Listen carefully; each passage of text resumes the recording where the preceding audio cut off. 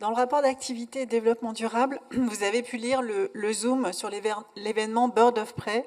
soutenu par la région et organisé par le CRIJ en novembre 2024 à l'occasion de la Journée internationale de lutte contre les violences faites aux femmes.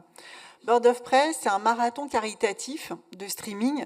qui mobilise le temps d'un week-end un public jeune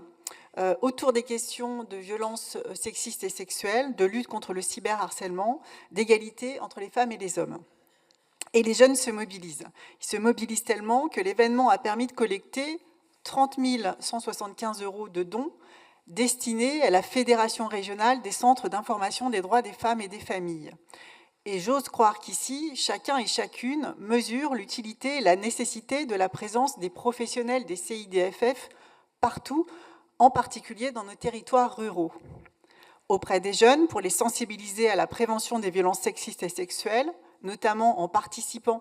à la mise en œuvre dans les établissements scolaires du programme d'éducation à la vie relationnelle et affective, annoncé par la ministre de l'Éducation, auprès des femmes pour les accompagner dans leur parcours au moment d'une séparation conflictuelle, ou bien quand elles subissent des violences, ou encore dans leur parcours d'insertion professionnelle,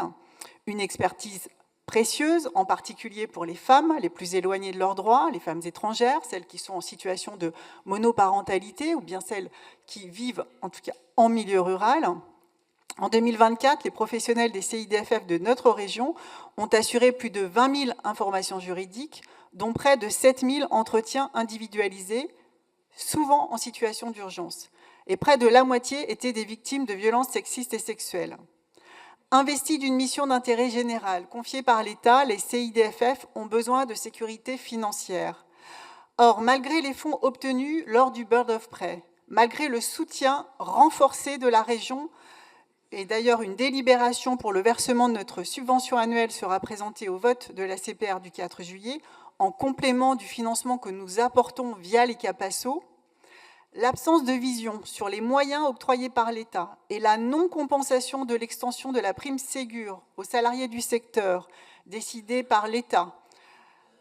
et évaluée par nos CIDFF à plus de 198 000 € en 2025, fragilise leur équilibre financier, voire menace leur existence. Je me fais ici le relais de leur mobilisation et les professionnels étaient rassemblés hier devant la préfecture de région. Une mobilisation qui fait écho à celle du planning familial, qui lui aussi joue un rôle majeur partout sur le territoire pour l'information et l'accès à la contraception, à l'avortement, à la prévention des IST, à l'éducation à la sexualité et dans l'accompagnement des victimes de violences sexuelles, et qui subit lui aussi des coupes budgétaires massives et la non-compensation des charges. Et pourtant, tous les indicateurs montrent que le sexisme ne cesse de progresser, montrent que l'ampleur des violences sexistes et sexuelles dont les femmes sont les premières victimes ne faiblit pas, et au contraire, elles augmentent. Cette réalité appelle un plan national d'urgence et les moyens suffisants, en particulier pour celles et ceux qui, au quotidien, font le travail de terrain. En tout état de cause, la région ne dévie pas et leur réaffirme son soutien. Merci.